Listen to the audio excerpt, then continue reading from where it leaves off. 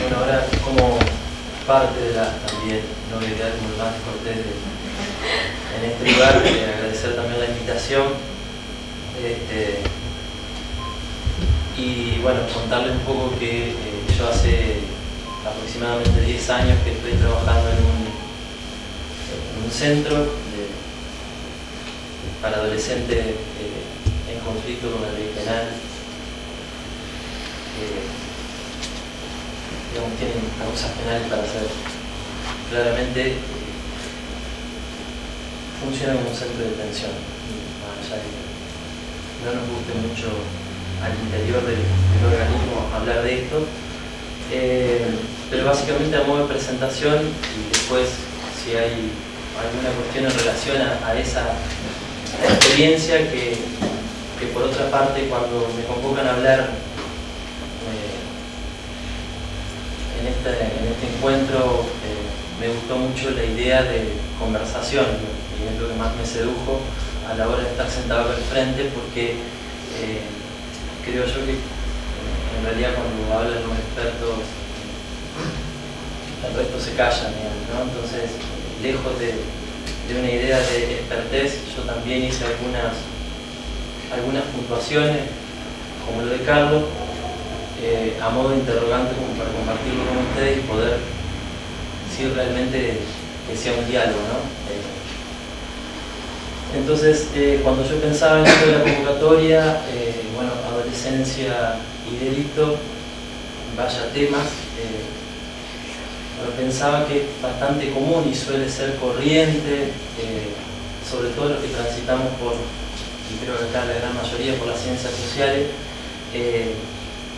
que esto, como otros temas, son terrenos de opiniones diversas y variadas, ¿no? Entonces, en relación a esto, digo, también uno de los puntos era los medios masivos de comunicación, y es también común observar cómo se arman debates y mesas con especialistas y expertos en la materia, en donde me parece muy importante prestar atención, digo, desde un ojo crítico en relación a qué es lo que se sostiene como discurso desde estos lugares, pero también desde la cotidianidad, ¿no? Y me refiero a cuando uno habla de adolescencia, cuál es el concepto que está en juego, porque me parece importante, bueno, sin concepto no se labura, no es posible, ¿no? Sin saber cuál es el concepto de lo que y digo, miro el cuaderno el despelote carmeno, pero pensaba básicamente, claro, porque tengo dos ítems, básicamente reconocer un carácter plural, hablar de adolescencias, y no hablar de adolescencia obviamente en tanto o cuantos adolescentes haya en el mundo, sino pensar que hay un contexto, también digo, hay sociedades en las que piensan a la adolescencia de determinada manera. No voy a hacer tampoco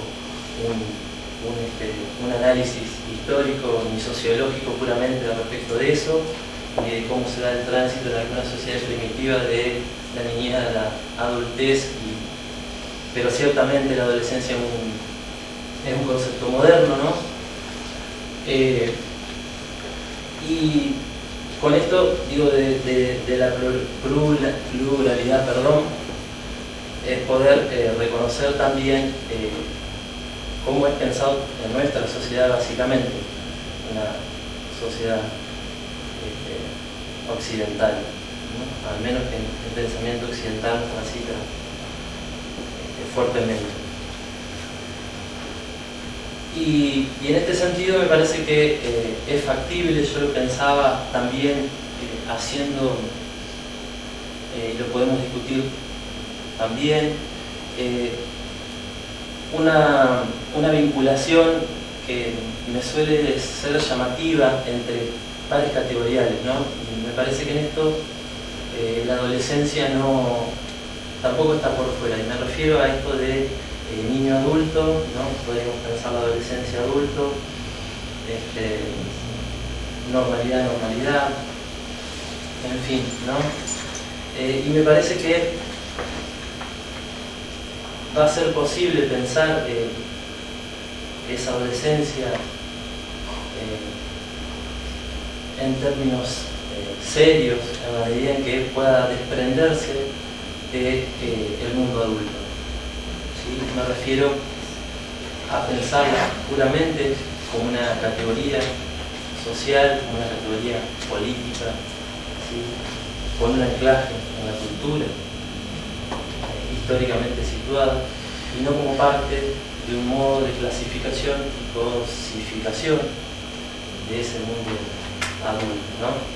En el cual mis compañeros ya han podido decir algo, y Pablo trajo algunos ejemplos que siempre me vienen bárbaros, al menos la otra vez también, que es que hay toda una noción respecto de qué es lo que se piensa de ese niño, o en este caso del adolescente, en el cual hay toda una impronta en relación al tiempo, ¿no? Y al ser, o al no ser, en la medida en que se acerca a ese estadio adulto, y si uno observa básicamente qué es lo que se escucha o qué es lo que aparece dentro de las discusiones habituales, aparecía Feynman y más, bueno, es el ejemplo más grosero en realidad Feynman, parece que le gusta que le peguen, no sé cómo funciona la cosa, pero hay una idea en relación a esto, digo, ¿no? Es alguien que está por ser, ¿no? La más clásica es también en los discursos, muchos de ellos discursos políticos, en los que, y escolares, medio infantil incluso, esto de que me tiene un poco podrido de futuro, será en el futuro, ¿no? Y eso tiene que ver con la idea de cómo se piensa y se actúa en relación a ese otro, ¿no? Por otro lado, también asimilable a lo que hizo Carlos, pensaba, bueno, en relación al delito, digo, por un lado la adolescencia y lo que yo puedo poner en juego en relación a eso.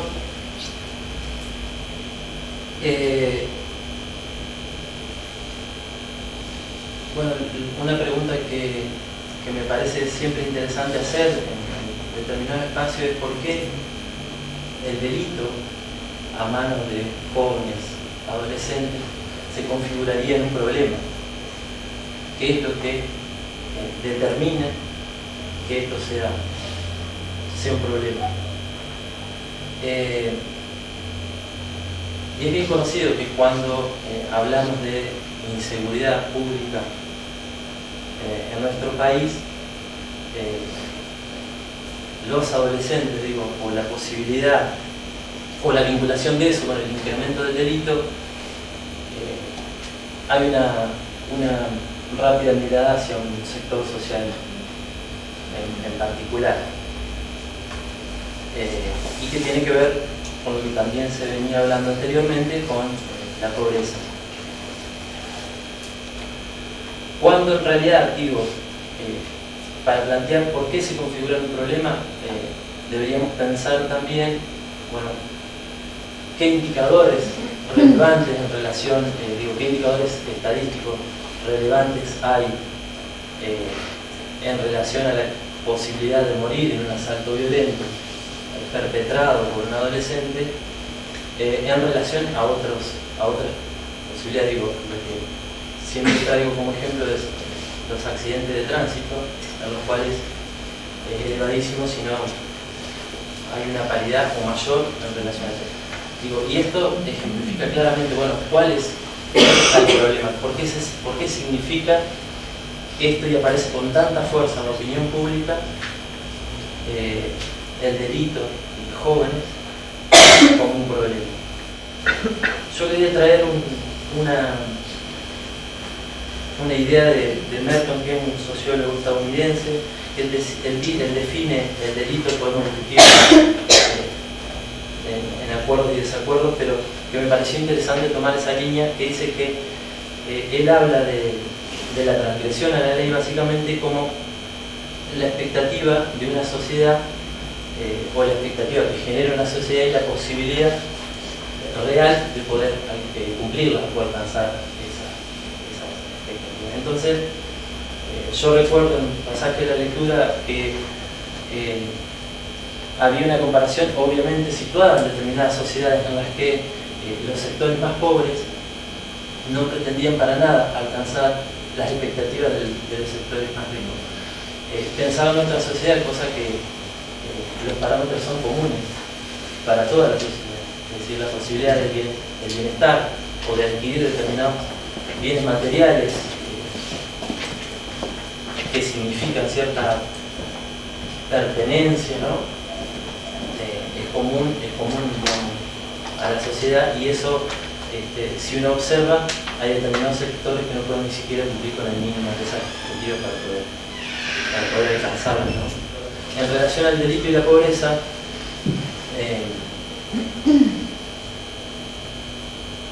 me interesaría también pensar, traer como una segunda o tercera pregunta dentro de esto. Bueno, ¿cuál es la vinculación que se establece entre delito y pobreza, ¿no? Todos sabemos, digamos, y conocemos que hay un determinado sector que es pasible de transitar por una serie de prácticas y dispositivos, ¿no?, que se encuentran producidos desde años, en el cual ingresan muy fácilmente o más fácilmente que algunos otros sectores. Pero realmente yo pensaba, bueno, traer alguna pregunta que al menos me movilice a mí es, ¿no?, ¿cuál es esa vinculación? Pero ¿cuál es esa vinculación seria? Es decir, criteriosa, y que nos pueda decir, bueno, en realidad, si uno observa determinado periodo en el que, si la pobreza es el problema, en el que hay mayor pobreza, eso significaría mayor delito en ese mismo periodo. ¿Qué es lo que nos dicen? Y lo digo yo, que la estadística no es lo que más me gusta, lo estoy trayendo todo el tiempo, pero empezando por algo, como para pensar básicamente cómo se da esa relación. Todos podemos decir que obviamente no todos los pobres son delincuentes, y quizás podamos acordar ampliamente. Sí podemos decir que hay una relación probable, y también podríamos estar de acuerdo, pero no determinante. Me parece que eso es lo que pone un poco de limitación a esto, ¿no? Hemos asistido en estos últimos años a determinados sectores que han auspiciado y solicitado fuertemente las políticas de mano dura, y que curiosamente son los que también desvinculan el delito de la pobreza, ¿sí? Pero desde una visión obviamente en la que hay un carácter o cierta perversidad moral, ¿no?, en la comisión de delitos por parte de estos sujetos. Yo no sé si muchos de ustedes conocerán me salen unos ejemplos por ahí que Ciudad de Dios. En la película, yo me acuerdo, charlaba con una persona que me decía, bueno, vos viste que en la película de todos los actores se hace una retrospectiva, un análisis etnográfico de cada uno de ellos, menos de ese pequeño. Bueno, siempre que hablo de esta perspectiva, o que discuto con alguien en relación a esta perspectiva, se me viene esa imagen, digamos. O sea, bueno, era maldito o delincuente porque lo llevaban los genes prácticamente, este actor, ¿no? Pero también las perspectivas humanistas, han tenido en algún momento, con la intención, obviamente desde otra, se juega un carácter ideológico en esto, ¿no?, desde otra con otras pretensiones, digo, con el fin de no avanzar en mayor represión o mayor hostigamiento hacia determinados sectores, también desvinculan no, curiosamente, ¿no? Las posturas opuestas desvinculan el delito de la pobreza. Pero me gustaría realmente que podamos pensar en este sentido de discutir minuciosamente un tema, tanto de licencia, delito, pobreza, y qué es la vinculación que de ellos se hace, no solo justamente de una sola disciplina, ¿no? Y que vamos pensando con la seriedad que se merece y con un carácter ético y político fuerte.